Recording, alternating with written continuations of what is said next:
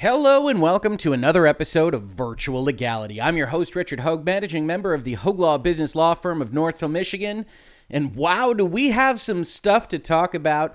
Activision Blizzard. I know what you're thinking, when do we not? But the last 24 hours seems a particularly impactful point in time for Activision Blizzard. And as you can see on your screen, the investors in the company share the same sentiment. Now, there's always stories going around about why you see something like this happen. I actually think it's a little bit simpler than some would have you believe, but certainly yesterday was a day for big stories. If you've been following along with us in Activision Blizzard, we're at about half of an Epic versus Apple length playlist right now, but Activision has been dealing with a lot of issues, from lawsuits, investigations, responses, lack of responses, and more, which most recently has culminated with a better ABK within the company asking to form a union, and Bobby Kotick agreeing to a 99% pay decrease, getting rid of arbitration, and some other things that a better ABK group had asked for as changes at Activision Blizzard. But you still have the impact that we saw yesterday. Why is that? Well, yesterday was Activision's earnings call. And on that earnings call, in connection with that earnings call, we got a piece of news, a number of pieces of news, that really reflected a company in at least a certain amount of tumult. You might remember a video that we did, seems like only yesterday, called Heads Start to Roll, in connection with the California lawsuit against Activision, in which J. Allen Brack left Blizzard, no longer headed up Blizzard, and was replaced by two individuals. As of August 3rd, 2021, ideally a 3-month date before this video is being recorded, we want to let you know about an important leadership change at Blizzard Entertainment. Starting today, J. Allen Brack will be stepping down as the leader of the studio, and Jen ONeal and Mike Ibarra will co-lead Blizzard moving forward. Jen joined Blizzard in January as Executive Vice President of Development, where she's been providing senior development leadership and support to the Diablo and Overwatch franchises. Remember those names as we talk about this story. Jen is the former head of Vicarious Visions, which is now part of Blizzard Entertainment. After many years at Xbox, Mike Ibarra joined the company in 2019, etc., etc. Both leaders are deeply committed to all of our employees, and we're going to start to try to address these issues here at Activision that have become such an anchor around our growth and public perception of the company, etc., etc., etc. Now, if you're keeping close track of video game news, and if you're in Virtual Legality, chances are that you are, Jen, being the former head of Vicarious Visions, might have raised a little bit of a red flag for you, because it was only last week that Polygon reported that Vicarious Visions, that had been merged into Blizzard, but most thought was going to be treated at least partially separately from that company, especially with the troubles they're going through right now, was announced to be losing its name, to be formally really changed into Blizzard proper. The merger was announced earlier in 2021, says Polygon, but workers were told Wednesday about the name change. Vicarious Visions workers told Polygon that they were initially under the impression the merger meant their employer would continue to operate as its own studio, although it was owned by Blizzard. The news about the name drop came during a town hall meeting on Wednesday morning. A new name for the studio has not been announced, but some workers speculated that it could be simply called Blizzard Albany. Vicarious Visions' office is located in Albany, New York. That's why you'd affix the name Albany to that titling. In August, former Vicarious Visions studio head Jen ONeal was named a co-president of Blizzard Entertainment. Actually, I'm not sure the titles ever got into presidencies. It's co-leader is the only title that I ever saw on this. And of course, that time period was so short, who can even say what the title was internally? And that brings us to the big story of yesterday. A message from Jen ONeal on November 2nd, 2021. Not even the 3-month anniversary of that message we just read. To the Blizzard community, over the last few months, many of us have been taking the time to ask ourselves how we can affect the most positive change in our workplace, in our games, and in our communities. On a macro level, Mike Ibarra and I, along with the rest of Blizzard, have been navigating the important changes we must undertake in order to be known as the creative powerhouse that brought hundreds of millions of players into Azeroth, Sanctuary, and more, all while ensuring our workplace and game communities are truly inclusive, safe, and inviting to all, which matches with the earlier language in the announcement of Mike and Jen taking over in the first instance. I've been thinking about the potential of what I can do as an individual to create the most meaningful change. For the last 20 years of my career, I have loved developing games. They are my lifeblood. I also have been fortunate to find my passion and voice in the diversity, equity, and inclusion space along the way. I want you to hear from me personally that I have made the decision to step away from co-leading Blizzard Entertainment and will transition to a new position before departing ABK at the end of the year, which it's November, is not a long time. Effective immediately, Mike Ibarra will lead Blizzard. I am doing this not because I am without hope for Blizzard, quite the opposite. This energy has inspired me to step out and explore how I can do more to have games and diversity intersect and hopefully make a broader industry impact that will benefit Blizzard and other studios as well. We'll come back to that. ABK's leadership is graciously offering their support for my decision and has worked with me on a plan to invest in the future of other women in the gaming industry by agreeing to make a US $1 million grant to Women in Games International, a fantastic nonprofit organization, where I am a board member, that cultivates and advances equality and diversity in the global games industry. With my remaining time here, I will be transferring my responsibilities to Mike and transitioning into a new role working closely with Activision Blizzard and WIGI, the nonprofit she just named, to determine the first steps around how the grant will be utilized and its structure. Mike has been unbelievably supportive throughout my decision-making process around this move, and I have every confidence in him leading Blizzard. Blizzard's best days are ahead. I truly believe that. I also am hoping this letter helps you to think about what you can do to make everyone around you, no matter their gender, race, or identity, feel welcome, comfortable, and free to be themselves. You inspired me to find my own path in championing the cause for equality, and my hope is that you inspire our players to do the same. Thank you again, Jen ONeal. So this was a bit of a bombshell because Jen ONeal, of course, as of 3 months ago, was one of the saving measures enacted by Activision to get away from the J. Allen Bracks of the world, to get away from the folks that wound up leaving their employ under the cloud of suspicion and accusations, either on Twitter or from the state of California or the EEOC, or heck, maybe even the SEC in the future. And having one of those people step down within a 3-month window is never going to look good, even outside of that scenario. Let's say you were the best functioning publicly traded company on earth. If you put 2 people into a job and one steps down within 3 months, people are going to talk, and it's not going to reflect terribly well on your organization. Now, as I said, even when this happened, it was always kind of a weird step. J. Allen Brack, one individual, running one company, makes some amount of sense. We're kind of used to seeing that when we talk about corporate structure.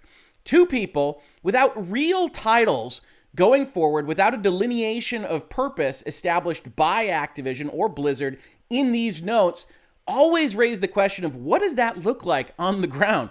How do you interact with those folks? Who leads what?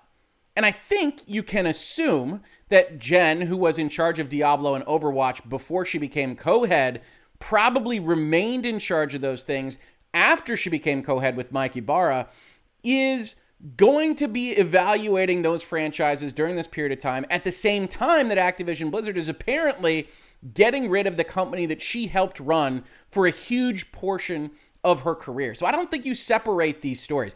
Vicarious Visions basically going away, the history of it going away, Jen ONeal stepping down, Jen ONeal telling folks that she doesn't know what she's going to do next. I didn't highlight this sentence, but while describing everything here, she says, while I am not totally sure what form that will take, I'm excited to embark on a new journey to find out. At least as described in this message, this is not a person with a hand on the next rung of the ladder or even a parallel ladder. This is someone that has decided that this isn't the place for her for reasons unknown. Now, she says all the things that you would expect in a vetted message from somebody leaving a company like this.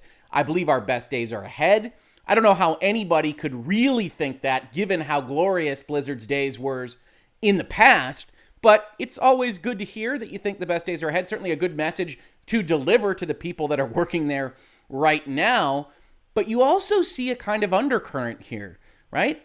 And this is a philosophical dispute, right? You might have had this dispute with others in your social circle or even on the internet, whether if there's a problem and you think there's a problem with diversity, inclusion, whatever it might be, at Blizzard or somewhere else, is it better to attack that from the outside, or is it better to get into the belly of the beast and make those changes on the inside? Certainly the subtext of a message like this is that Jen ONeal, for whatever reason, doesn't think that she was best able to affect the change she wants to see at Blizzard and elsewhere from the seat she was given at Blizzard. And does that mean there was friction between her and the higher-ups, between her and Mike? We don't know. What we do know is that she at least had a change of heart from what she had decided to do as of August 3rd of this very year. Now, that puts Mike Ibarra in the catbird seat. I can't honestly tell you that I know anything about how he might lead Blizzard going forward, but it is all a part of this story. Blizzard, Overwatch, Diablo, Jen ONeal, California, EEOC, all a part of this story. Now, I also wanted to bring up another point that was raised to me that I saw floating around online. This is Nathan Grayson at the Washington Post. It says, Blizzard employees are saying they found out about this during the shareholder call, which, given the reason Jen ONeal and Mike Ibarra got these jobs in the first place, is not a great look. And I can certainly understand how you come to that conclusion, right? These folks were designed to be a better conduit between employees that, in part, in the California lawsuit, have been told that the company wasn't listening to properly. Having a new conduit should work better. And having one of those people leave 3 months into the job, not a great look. Not telling people that that person was going to leave beforehand, even worse. But I think you do have to take the context into account here, right? I said Nathan Grayson works for the Washington Post. This is an area where reasonable minds can differ. But you've got folks that are constantly asking for leaks, right? Here's Shannon Liao, a colleague of his at the Washington Post, saying, if you work at Activision Blizzard and want to talk about how things are going between turnover, leadership stepping down, and games getting delayed, this is your friendly reminder that my DMs are open, my email is X, and you can DM me for Signal on an encrypted basis so that you won't lose your anonymity and you can have the conversation. So when Nathan Grayson says it's not a great look not to tell people, I do think it's worth thinking about things from the Activision side. I know that's not fun for a lot of people that watch this or listen to it as a podcast, but pretend you're in Activision's shoes here. You've got Jen ONeal comes into your office, says, I'm going to leave. And you know that journalists are looking at your company. You know that for the past number of months, your employees have been leaking information to journalists. And that's not to say anything bad about journalists. This is their job. But from the corporate side of things, you look at it and say, well, we need to be able to put some messaging in play around this because it undoubtedly looks bad.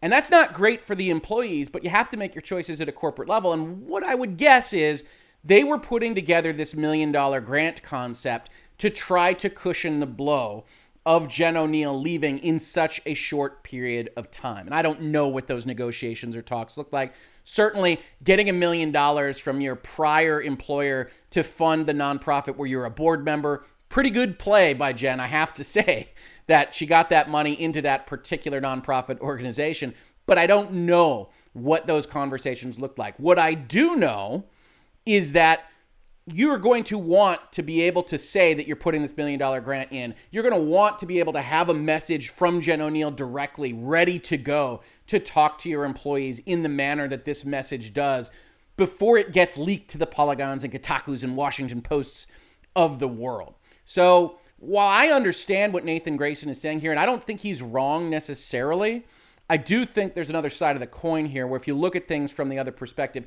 it makes a lot of sense that that's the kind of news that you really don't want to have out there before you can publicly talk about it on an investor call with analysts, with a message from Jen ONeal. So it's somewhat a rock and a hard place, which you can certainly accuse Activision of putting themselves in, but it is nevertheless that rock and that hard place. Now, I also promised you that this story wasn't necessarily as simple as some had made out. I've seen references to the fact that Jen ONeal is a reaction here from the market, and I don't think that's in fact the case. But I do think it's part of the story, and that story is about the releases that Activision is now going to make in the next year.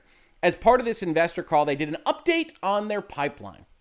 And they said the following: as we have worked with new leadership in Blizzard and within the franchises themselves, particularly in certain key creative roles, it has become apparent that some of the Blizzard content planned for next year will benefit from more development time to reach its full potential. While we are still planning to deliver a substantial amount of content from Blizzard next year, We are now planning for a later launch for Overwatch 2 and Diablo 4 than originally envisaged. Wouldn't usually put that on a PowerPoint presentation, but envisaged, nice word. These are two of the most eagerly anticipated titles in the industry. Question mark? Is that true? Leave your comments below. How much are you anticipating Overwatch 2? And our teams have made great strides towards completion in recent quarters. But we believe giving the teams some extra time to complete production and continue growing their creative resources to support the titles after launch will ensure that these releases delight and engage their communities for many years into the future. These decisions will push out the financial uplift, that's money to you and I, that we had expected to see next year. But we are confident that this is the right course of action for our people, our players, and the long-term success of our franchises.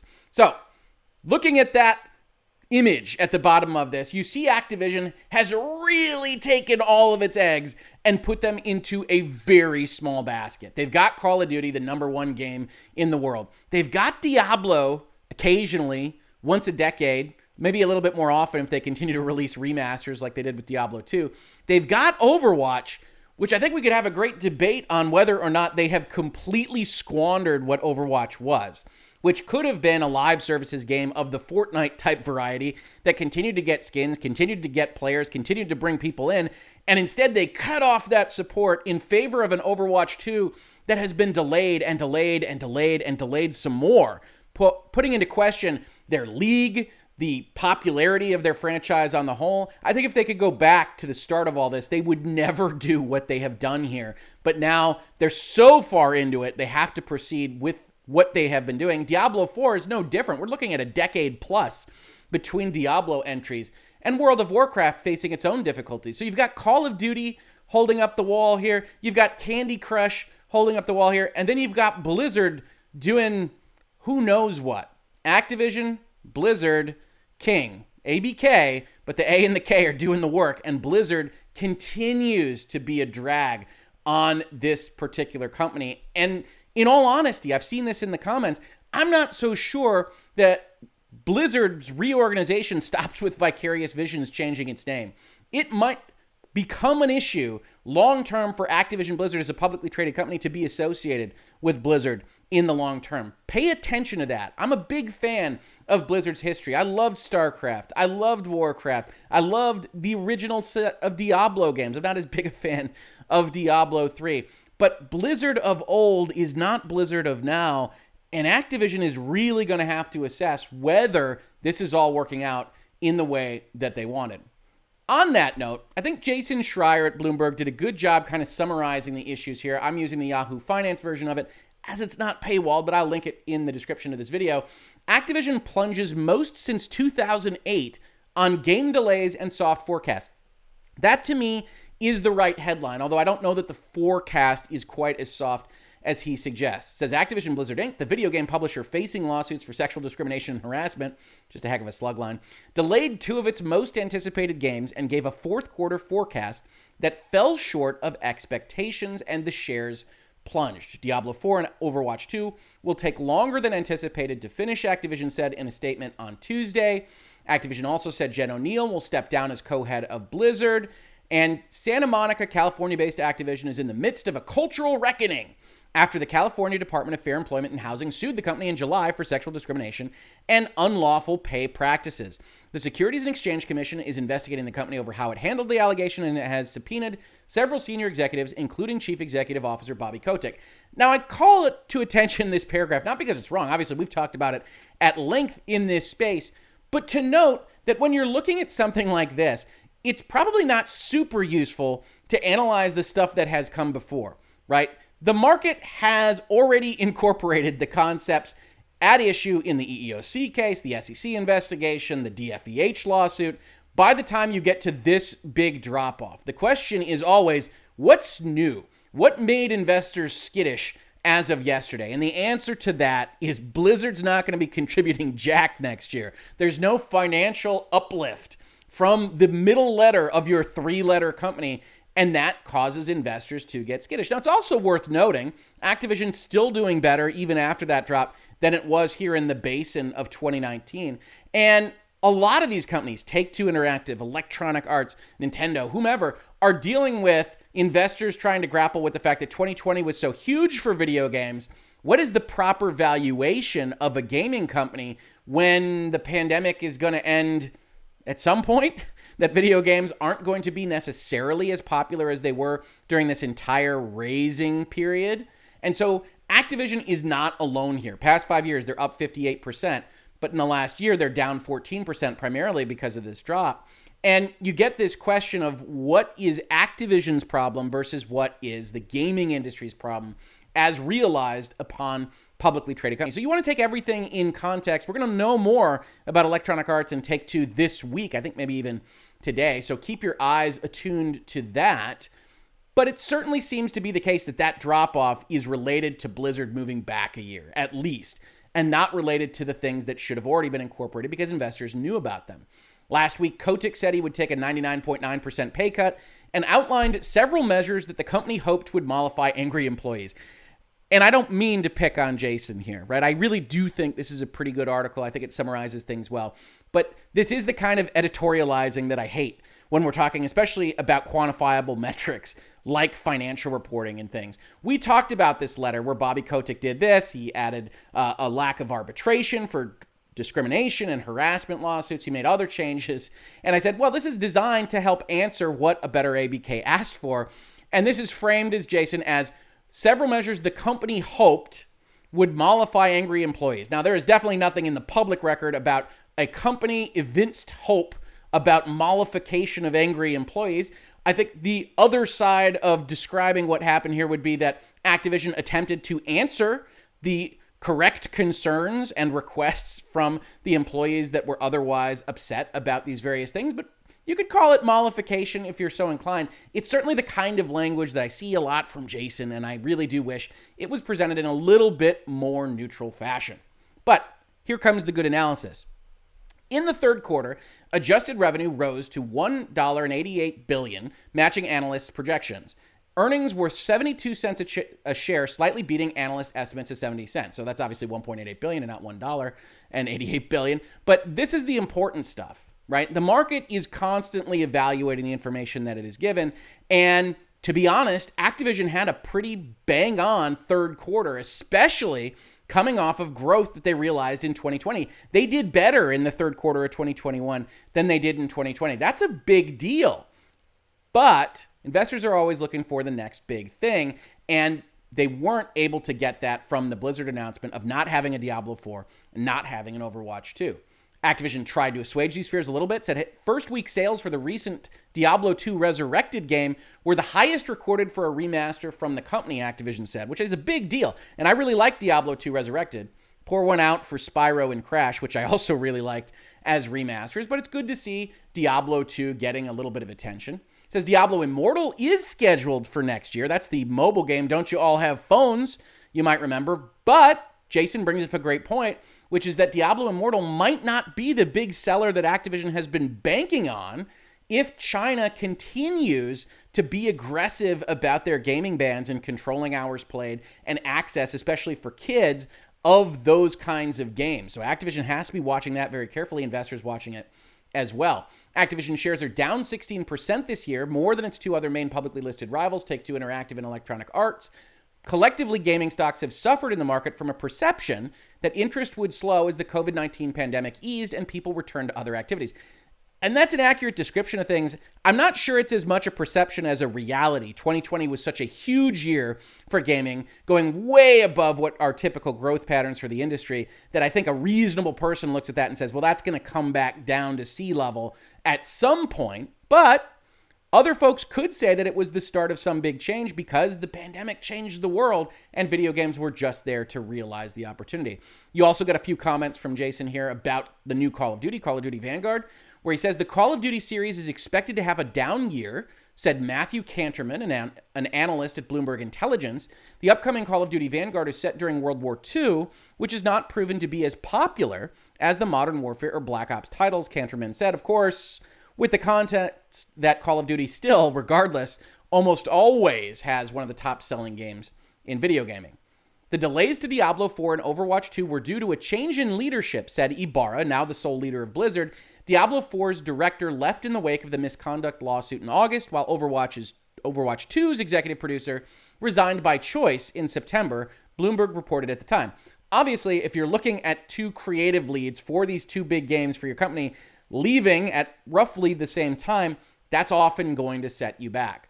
As Ibarra says, we looked at what was left in the final phases of production with fresh eyes, and we saw that allowing the teams more time would make for better games and give Blizzard a chance to further expand both teams, which is, admittedly, what you saw in this particular PowerPoint slide.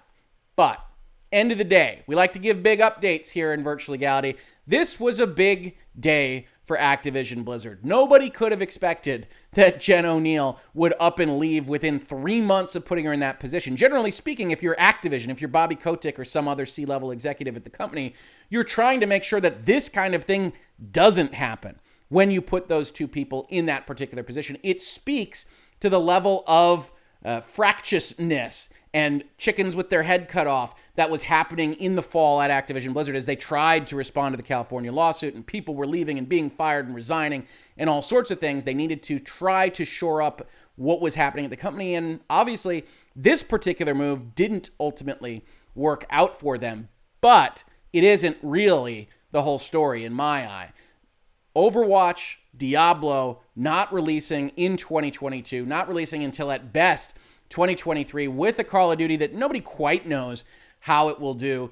In the midst of this shadow is how you get a situation like this. Will they bounce back? I would be willing to bet that they will. Call of Duty always looks good at some level with the numbers that come in and being at the top of those charts. You still got King cranking out mobile games with the best of them. And Blizzard, I hope, really, from a lover of video games in the gaming industry, can come back and make some good stuff in the future. I would certainly like to see that. I suspect if you're watching this, you would like to see that as well. But certainly Activision Blizzard facing a lot of changes, a lot of punishment from the market very, very recently, and we will certainly have to see how it goes here in Virtual Legality. If you enjoy these talks about the business and law of video games, if you get value from this content, please consider supporting the channel. We've got a Patreon and other ways to support it listed in the description below. Otherwise, just subscribing, telling your friends we're having these conversations, upvotes, downvotes, putting these videos in forums and Reddit threads and everywhere else that you might otherwise be on the internet. All of that helps get the message out that we're having these conversations, hopefully informing and certainly having some fun doing so. If you caught this on YouTube, thank you so much for watching. And if you listen to it as a podcast, thank you so much for listening. And I will catch you on the very next episode of Virtual Legality. Virtual Legality is a YouTube video series with audio podcast versions presented as commentary and for education and entertainment purposes only. It does not constitute legal advice and does not create an attorney-client relationship. If you have legal questions about the topics discussed, please consult your own legal counsel.